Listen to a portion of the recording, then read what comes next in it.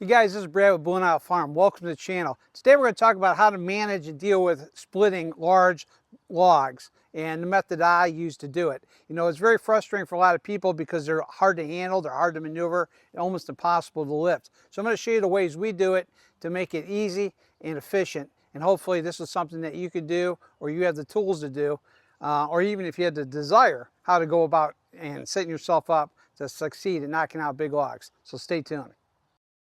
So I started doing my firewood business a couple years ago, and I did try to do it about 20 years ago, and I was very frustrated with it because the process was very slow and I didn't have the proper tools. But because I've kind of evolved and have the proper equipment now, combating and handling large logs is very simple for me. I actually prefer to handle big logs versus smaller logs just because they're the ease of splitting them and not having to handle them. So I want to kind of show you the tools that I use, take you step by step. These logs here I get from a tree company, but I also do land clearing myself. And but if I can get them from a tree company, I'll take them all day long because a lot of times they can't get rid of these big logs. And you know, you'd be surprised the amount of wood yielded from cutting a big log. It's almost better and easier for me to cut one big log and get a lot of wood than cut a bunch of small logs and spend my time bending over all the time and trying to split them, and you're only going to get a small amount of logs. So in the end, you're basically probably cutting the same amount of footage, but the yield of wood just seems like it goes a lot faster and quicker with a large log. So let me show you the tools that I use and kind of why and how it makes it so much easier for me. So let's start off with the chainsaw.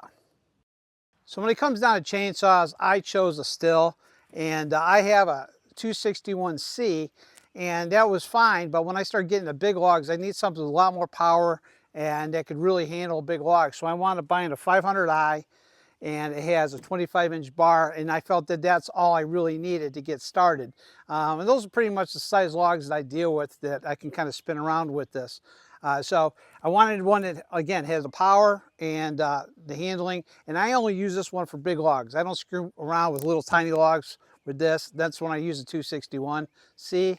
That's my secondary chainsaw, but this is definitely the way to go, and it's able to work well. And the other thing that's very important with this is I do a lot of sharpening. I love this tool that comes with STIHL.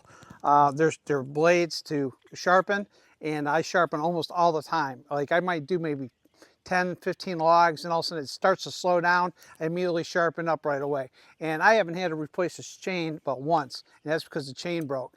But I've cut a lot of wood with one chain and just this tool. So it makes it very, very easy for me to cut wood. And if you don't have this tool when you sharpen your chainsaws, I don't care what brand you have, look into this because these products here work really well. I know that STIHL has them. I don't know if Husqvarna does, but this is just the most handiest file that you can find, because not only does it work on the cutting part, but also knocks down the rake as well. So you're able to keep everything at the precise depth together. So you're not just working on cutting the teeth, you've got to deal with that rake too, because they work in combination of themselves.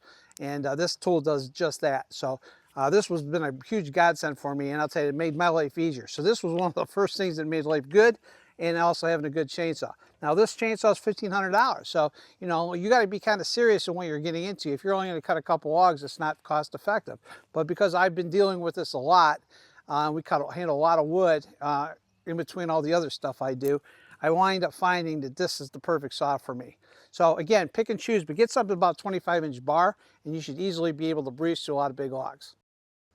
So the first thing you need to do is have a piece of machinery that moves around the logs. Now you can use a tractor, or you can use a skid steer. Either one will work for you. Just make sure you have the lift capacity to move the logs that you need to lift. That's number one. Number two, make sure you have a set of forks. Forks are probably the most handy when dealing with big logs, in my opinion. I own grapples, and I have a set of forks, but I really find it the forks are a lot more efficient, quicker, and easier to use on big logs because it's easier to move them around and manipulate them, pick them up. Plus, it's actually probably better for your machine to pick them up with a set of forks because it's easier on the machine than using hydraulics and a grapple, and they're not too far out from in front of you. You know, just moving in a little couple feet is going to make a big difference when we deal with a lot of weight. So a set of forks are very handy, and again, for most of you guys, you have maybe a farm, or basically have multi-uses for these forks. And I think the forks are probably one of the most underused pieces of equipment that most people have, and they're a heck of a lot cheaper than they are grapples, so go with that. Um, that will make a big difference for you. Now, as far as tractor goes versus skid steer, that's going to be your personal choice. I don't really care what you use, but I'm leaning toward the skid steer because this skid steer is also a very important part of my log splitting operation, and we're going to cover that next. So the key to splitting big logs with using the skid steer is using a log splitter that's attached to the front end of a skid steer or tractor for that matter. This is made by Wolfe, and it is the 2824 HD, which is designed specifically to split big logs, or smaller logs for that matter. But I think it really pays for itself dealing with larger logs because, number one, it allows you to pick that log up. Number two is it allows you to split, and it comes with different splits. I can have a single split, I can have a four-way split, and this one has a six-way split, but you can also get some that have up to 12-way splits, but then you're going to have a more heavier duty model than the one I have. I think works great for me, and I have no complaints with that. I've never had something that I can't split with this, and so this has been working out really well for me as far as the splitter goes. Secondly, if you're really handy with the skid steer, you can manipulate and move these logs around with no problem. It'll make your life a little bit easier.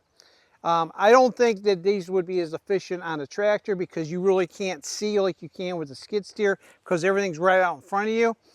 It can be done with the tractor, but I think you're not going to have the effectiveness or the speed to work well. Plus too is, this has a lot greater lifting capacity. When you're out with a tractor and you've got a log way out in front of you, it's kind of like a lot of strain because, you're already coming out a good 6 feet away from the front end of the tractor. But, and that again depends on the size tractor that you have as well. But I like to see, and I think skid steer is better. Now, the other thing with the skid steer, you can get a track machine or you can get a tired machine. If you were just doing a log splitting operation, everything was stationary, I would suggest that if you're not really using a skid steer for outdoor purposes, like bahan through a lot of mud and stuff, or going out in the woods, and you just need something that's cheaper and stationary for a wood processing center, I think a rubber track cheap machine will work great for you because all you're doing is picking up logs and splitting them.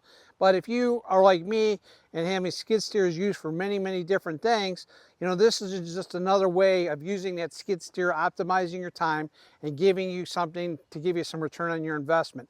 And I think that it works out really well. Now, as far as this goes, this was not that expensive. It was like $3,500, maybe a little bit less, I can't remember. But it wasn't that expensive of a unit to have. And it will pay for itself over time once you use this. And I'll tell you what, as far as back-breaking work and to make things go fast and easy, this thing's great.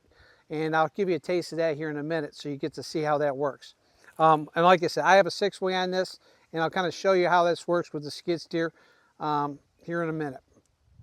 But this is definitely the way to go in my opinion, especially when dealing with big logs because it takes that labor out of it for me. Another tool that you're going to need when you cut wood, get yourself a set of chaps. I know a lot of guys, this about safety, but these chaps are nice because it keeps the wood off your shoes, off your pants. And number one, it's safety because you're dealing with big logs. You don't want to sit there and put a chainsaw into your leg and it will just make for a bad day. So invest in these. They have multiple purposes. I use these things a lot for not only the wood, but I also weed eat with these, and it keeps the grass off your jeans, and it doesn't stick. These are wonderful. They have multiple uses. Give it a shot. I think you're going to be happy. And number two is you're going to save your leg if you ever put a chainsaw in your leg, and I don't want to try it because it looks pretty painful. So the last thing you need for your operation is a place to put the split wood. Now, if you put them in a dump trailer, that's an option. And what's nice with the skid steers, you can actually pick up these logs, hold that log over the top of a dump trailer, split it, and let the wood fall in. Or maybe you have a bin area where you're just splitting the wood and dropping into the bin. I like IBC totes because I don't have my system set up yet where I'm going to be stationary, and I like IBC totes because I can move these around whenever I need to, and that's part of the problem I have on my farm right now is I have terrible organization, and I'm in the process of putting up a couple barns, and once those barns are up, then I'm going to set up my firewood operation where it's going to be stationary and it's going to be a little easier for me to work. But right now, IBC totes I think are great. They're great to keep the weather and the moisture off the totes because they're elevated off the ground. Secondly, like I said, they're easy to move. And there is an investment to them. They cost me about 40 bucks a piece. I have hundreds of them, but I'll tell you, they're well worth it. And you're going to see in a minute how quick and easy it is to fill them up. Because once they're filled, I just put them outside and let them, Mother Nature basically dry them out. And this is just my preference. Here's just an example of a few IBC totes that are filled. I have literally over 100 of these IBC totes full of wood, and they're drying right now. And the wind's blowing through them. They're drying naturally, and they're not rotting. They're off the ground, and that's all you can ask for. And I can move these anywhere and any time. And a lot of times I use these because we have horses out in the pasture. I use these as like fence protectors. Whereas if I feel that the horses can break through cheapy electric fence, I just line the fence line full of IBC totes, and it keeps the horses in, and it works out because it has dual purpose. So I'm going to take you through the process of how we split wood using the skid steer. I'm not really going to show you much commentary. Bottom line is you're going to have big logs, and I'm going to kind of spin them around. I'm going to try to get them relatively as small as I can that's easily to be handled so we can resplit them later. The idea is just to get as many of them in the IBC tote as possible without physically getting off the machine and throwing them in. And yes, there's going to be a few I have to throw in, but for the most part, most of them are going to go in using the machine, and this is where it makes it a lot easier and a lot faster because you're killing two birds with one stone. You're picking them up and you're throwing them in the IBC tote and you're splitting them all at the same time. So it's a win for me because I'm normally a one-man operation, and it's a lot easier on my back. You know, at 60, I don't want to bend over that much, you know, and it does take a lot out of you. So with that said, let's get to it.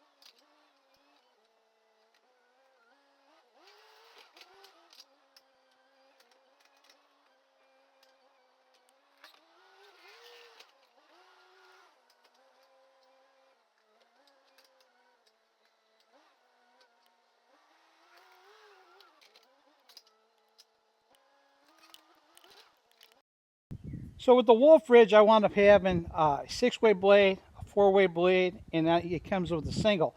And when you're dealing with large logs, and what you didn't really see in the video because I kind of time-lapsed it, is that some of the logs were relatively pretty stringy. I was having a hard time splitting them. They would like stick.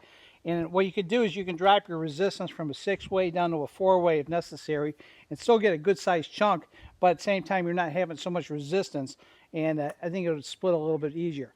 I've never had any logs I have not been able to split with this skid steer and this splitter, and so they've been it's been very good to me. But I'm just telling you that use your options here because it definitely makes a difference. So the other thing that's important too when you do big logs is that this thing can drop down lower, so the lower you can get into a log, the easier it is to split, and that's what I like that about this too. So I'm still learning how to use this a little more efficiently, but I've taken small logs and large logs, and I really enjoy using this for large logs. It really makes life a lot easier. And if you just needed one splitter, this would work for you. But it's just like I say, you're not gonna get these nice, real tiny splits that you would like. If you're into chunk wood, all you need is this, and you can get everything you need to get done with this unit. So there's a lot of different log splitters on the market that are going with a skid steer, and I think that, you know, whether you get a Wolfe ridge, you get a different brand, they all basically do the same thing. It just presses wood together and splits them, and this does a good job for me.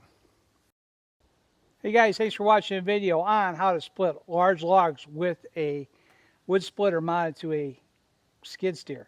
Tell you, this is definitely the way to go. It's the easiest way to take big logs, reduce them in size to small logs. You don't physically have to handle them, and all you have to do is either resplit them or use them as chunk wood. Either way, it works out really good. Also, get yourself different types of splits. Get that 4-way split. Get that 6-way split if you can do that. It makes a big difference too in your operation. But this is definitely the way to go. If I was going to buy one splitter dealing with large logs, this is the only one I would buy. You know, small logs is different, but if you're dealing with big logs and you need to move them around, you cannot go wrong with this type of unit. It's definitely the way to go. Until next time, see you guys later. Take care and stay out of trouble. See you soon.